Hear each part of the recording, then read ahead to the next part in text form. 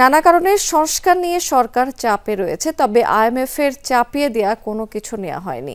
Economic অলিম্পিয়াডের উদ্বোধনী অনুষ্ঠানে এমন মন্তব্য করেছেন অর্থ উপদেষ্টা ডক্টর সালাউদ্দিন আহমেদ।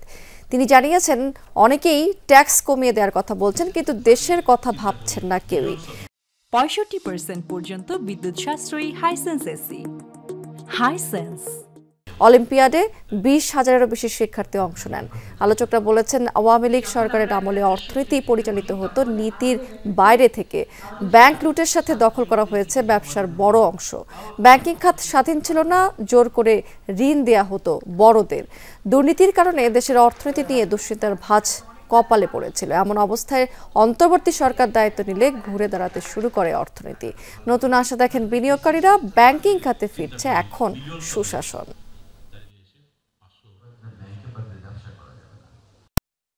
রোমে গেছি, প্রেসিডেন্টের সাথে দেখাই করতে পারে না। তারপরে আমাকে প্রেসিডেন্ট রুমে নিয়ে বসে কথা বলছে চীনের সাথে।